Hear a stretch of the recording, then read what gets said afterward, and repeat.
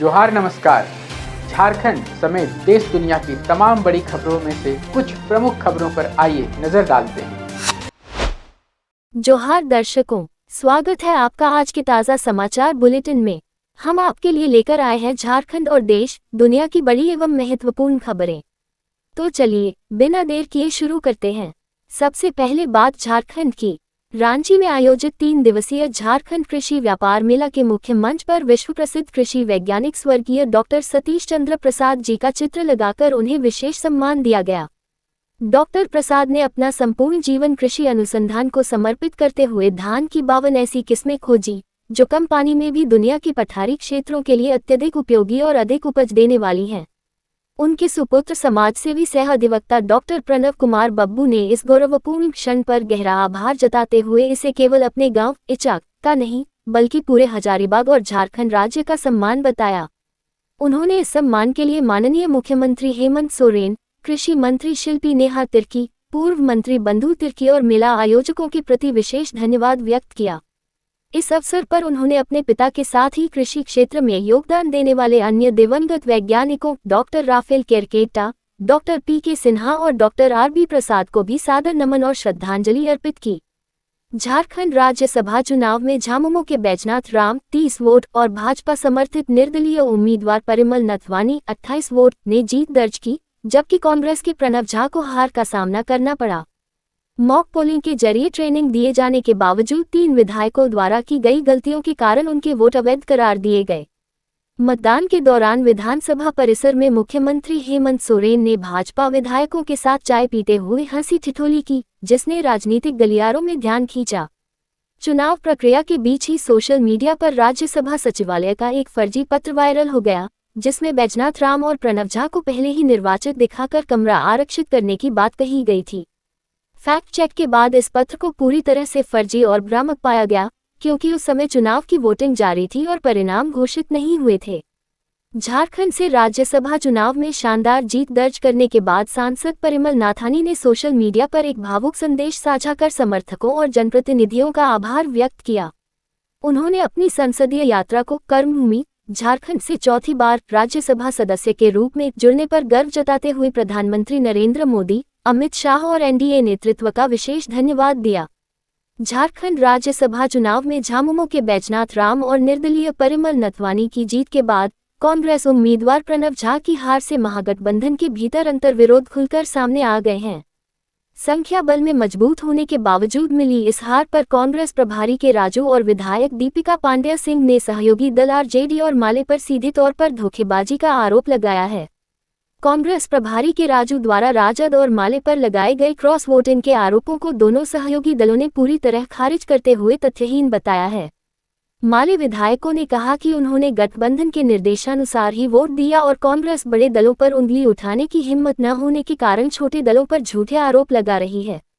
वहीं राजद नेताओं ने कांग्रेस को अपने गिरेबान में झांकने की सलाह देते हुए आरोप लगाया कि कांग्रेस खुद अपने विधायकों को एकजुट रखने में नाकाम रही और उनके भीतर ही गुटबाजी व डील की संभावना है। आरएसएस कार्यालय पर हमला के आरोपियों का सामने आया आतंकी कनेक्शन। रांची के निवारणपुर स्थित आरएसएस कार्यालय पर पेट्रोल बम हमला करने वाले लोहरदगा के दोनों आरोपियों को पुलिस ने कोडरमा से गिरफ्तार किया था। पूछताछ के दौरान कोतवाली थाना की हाजत से भाग निकले इन आरोपियों को पुलिस ने मांडर टोल प्लाजा के पास मुठभेड़ के बाद दोबारा पकड़ा, जिसमें एक आरोपी गोली लगने से घायल हो गया। पुलिस सूत्रों के अनुसार वारदात को अंजाम देने के बाद आरोपियों ने घटना का वीडियो बनाकर पाकिस्तान भेजा था, जिसके आधार पर पुलिस उनके आतंकी कनेक्शन की छानबीन कर रही है। धनबाद के बागडीगी बस्ती के ग्रामीणों ने पानी और बिजली की किल्लत को लेकर लोधना महाप्रबंधक कार्यालय के बाहर बाल्टी गैलन के साथ उग्र धरना प्रदर्शन किया, जिसमें भीषण गर्मी के कारण एक महिला बेहोश हो गई। ग्रामीणों और स्थानीय नेताओं का आरोप है कि बीसीसीएल उनकी रहती जमीन से कोयला निकाल रही है, लेकिन ओपन कास्ट माइनिंग की वजह से पानी की पुरानी पाइपलाइन उखाड़ दी गई और बुनियादी सुविधाएं ठप कर दी गईं। लोधना जीएम अनिल सिन्हा के साथ हुई वार्ता में उन्होंने माडा से बात कर पानी की समस्या सुझाने और शुक्रवार से बिजली व्यवस्था में सुधार का आश्वासन दिया, जिसके बाद ग्रामीणों ने चक्का जाम की चेतावनी देते हुए धरना समाप्त किया। धनबाद में खुद को डीआरएम कार्यालय का कर्मचारी बताकर बेरोजगार युवाओं से रेलवे में नौकरी के नाम पर लाखों की ठगी करने वाले आरोपी मंटू कुमार को आरपीएफ ने हिरासत में लिया है। आरोपी ने वर्धमान की कल्पना राय से वेंडिंग मशीन टिकट कार्य के लिए 1.5 लाख रुपए और जमुई के सूरज भान ठाकुर से 18,700 रुपए की ठगी करने की बात पूछताछ में स्वीकार की है। बुधवार की देर शाम जब आरोपी एक अन्य युवक को डीआरएम कार्यालय लेकर पहुंचा, तब संदेह होने पर युवक की सूचना पर आरपीएफ ने उसे पकड़कर स्थानीय पुलिस के हवाले कर दिया। पुरुषोत्तम मास मलमास के समाप्त होते ही मुंडन, जनेऊ और अन्य मांगलिक कार्यों की रौनक लौट आई है। 21 जून से शुरू होने वाले विवाह सीजन को लेकर मंदिर परिसर और धर्मशालाओं में अग्रिम बुकिंग व तैयारियां तेज हो गई हैं, जिससे स्थानीय कारोबार को भी नई गति मिल रही है। जमशेदपुर स्थित सीएसआईआर राष्ट्रीय धातुकर्म प्रयोगशाला CSIR-NML ने बेंगलुरु की कंपनी मेसर्स सिरेक्योर प्राइवेट लिमिटेड के साथ कबाड़ लिथियम आयन बैटरियों से लिथियम और कोबाल्ट जैसी कीमती धातुएं निकालने के लिए एक ऐतिहासिक समझौता किया है। पूरी तरह से स्वदेशी तकनीक पर आधारित ये प्रक्रिया बेकार बैटरियों को सुरक्षित और वैज्ञानिक तरीके से रिसाइकल करेगी, जिससे लिथियम, कोबाल्ट, मैंगनीज और ग्रेफाइट जैसे महंगे पदार्थों को दोबारा प्राप्त किया जा सकेगा। इस तकनीक के सफल क्रियान्वयन से भारत की महत्वपूर्ण धातुओं के लिए विदेशी आयात पर निर्भरता काफी हद तक कम होगी, जिससे पर्यावरण की सुरक्षा के साथ साथ सर्कुलर इकोनॉमी और आत्मनिर्भर भारत को बढ़ावा मिलेगा। बोकारो के पेटरवार थाना क्षेत्र निवासी अंसारी राजू हकीम मोहम्मद के खाते से बिना किसी ओटीपी या संदिग्ध लिंक पर क्लिक किए यूपीआई के जरिए 1.92 लाख रुपए की रहस्यमय निकासी हो गई। महाराष्ट्र में फूड डिलीवरी का काम करने वाले पीड़ित को इस ठगी का पता तब चला जब वह बैंक पैसे निकालने गए, जिसके बाद उन्होंने साइबर थाना पहुंचकर मामले की शिकायत दर्ज कराई। साइबर थाना के इंस्पेक्टर अनिल कच्छप ने मामले में तकनीकी स्तर पर त्वरित कार्रवाई शुरू कर दी है और लोगों को मोबाइल से वित्तीय लेनदेन करते समय अत्यधिक सावधानी बरतने की सलाह दी है। मेदिनीनगर नगर निगम की मेयर अरुणा शंकर ने कर्मचारियों की लेट लतीफी और लंच के नाम पर गायब रहने की शिकायतों पर कड़ा संज्ञान लेते हुए सहायक नगर आयुक्त को व्यवस्था सुधारने का सख्त निर्देश दिया है। नए आदेश के तहत अगले 2 दिनों में सभी कर्मियों के टेबल नंबर और कार्यों का विवरण तय होगा। साथ ही ड्यूटी के दौरान आई कार्ड पहनना, लंच का समय तय करना और मुख्य द्वार पर आगंतुक व कर्मचारी उपस्थिति के लिए 2 विशेष रजिस्टर रखना अनिवार्य कर दिया गया है। लातेहार के वार्ड संख्या 10 निवासी उपेंद्र प्रसाद को एक छोटे से घर के लिए बिजली विभाग द्वारा 1.87 लाख रुपए से लेकर 1.99 लाख रुपए तक का अत्यधिक बिल थमा दिया गया है, जिससे उनका पूरा परिवार गहरे सदमे और तनाव में है। बिल सुधार के लिए विभाग में आवेदन देने और उनके आश्वासन पर स्मार्ट मीटर लगवाने के बावजूद समस्या ठीक नहीं हुई, जिसके कारण पीड़ित उपभोक्ता लगातार बिजली दफ्तर के चक्कर काटने को मजबूर हैं। गोटा के पुड़ैयाहाट पंचायत के मुखिया अनुपम भगत उर्फ लड्डू पर एसबीआई बैंक से लौटते समय 2 बाइकों पर सवार 4 अपराधियों ने दिन दहाड़े 2 राउंड फायरिंग की, जिसमें वे बाल बच गए। मुखिया 2024 के चर्चित शैलेंद्र भगत हत्याकांड के मुख्य गवाह हैं और उन्होंने नयन यादव, अंकित यादव व विकास यादव पर गवाही का बदला लेने के लिए साजिश के तहत हमला करने का आरोप लगाया है। वारदात के बाद सुरक्षा में चूक से नाराज हजारों ग्रामीणों ने पुड़ैयाहाट थाने का घेराव कर जमकर नारेबाजी की और प्रशासन से 12 घंटे के भीतर आरोपियों की गिरफ्तारी या एनकाउंटर की मांग की। जामताड़ा में आयोजित 20वीं जूनियर बालिका राज्य स्तरीय खो-खो प्रतियोगिता के फाइनल मुकाबले में रामगढ़ की टीम रांची से मात्र 1 अंक से पिछड़कर उपविजेता बनी। शानदार प्रदर्शन कर जिला लौटने पर खिलाड़ियों ने उपायुक्त ऋतुराज से मुलाकात की, जिन्होंने टीम का उत्साह बढ़ाते हुए भविष्य में खेल प्रतिभाओं को हर संभव अत्याधुनिक सुविधाएं और सहयोग देने की प्रतिबद्धता जताई। रामगढ़ के नईसराय चौक पर सड़क दुर्घटना के बाद शव रखकर जाम कर रहे परिजनों को पुलिस के खिलाफ उकसाने और पथराव करने के आरोप में 6 नामजद सहित 20 से 25 अज्ञात लोगों पर प्राथमिकी दर्ज की गई है। भीड़ के हमले और ईंट पत्थर की मार से घायल यातायात थाना के सनी शंकर कुमार और सनी सुरेंद्र मंडल ने एक चाय दुकान में छिपकर अपनी जान बचाई, जिसके बाद उन्हें इलाज के लिए सदर अस्पताल में भर्ती कराया गया। अब देखिए राष्ट्रीय एवं अंतर्राष्ट्रीय सुर्खियां। अमेरिकी उपराष्ट्रपति जेडी वेंस ने अमेरिका ईरान समझौते की आलोचना कर रहे इजरायली नेताओं को फटकार लगाते हुए डोनाल्ड ट्रंप की कूटनीतिक नीति का पुरजोर बचाव किया है। उन्होंने इजरायल को नसीहत दी कि वह महज 90 लाख की आबादी वाला देश है और अपनी हर राष्ट्रीय सुरक्षा चुनौती का समाधान सिर्फ सैन्य कार्रवाई या लोगों को मारकर नहीं निकाल सकता।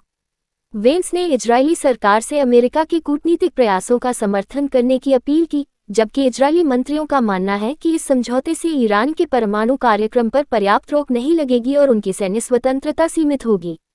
अमेरिका ईरान समझौते के बाद ईरान के सर्वोच्च नेता मोज्तबा खामेनेई ने पहली बार प्रतिक्रिया देते हुए कहा कि देश के हितों और रेजिस्टेंस फ्रंट के अधिकारों की रक्षा के भरोसे के बाद ही उन्होंने इस डील को मंजूरी दी।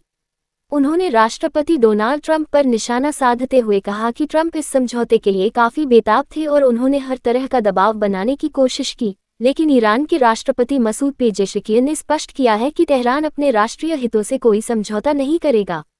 18 जून को दोनों देशों के राष्ट्रपतियों द्वारा वर्चुअल माध्यम से हस्ताक्षरित इस समझौते का समर्थन करते हुए भी खामेनेई ने साफ किया कि भविष्य में अमेरिका के साथ बातचीत का मतलब उनके रुख की स्वीकृति या किसी दबाव के आगे झुकना बिल्कुल नहीं है।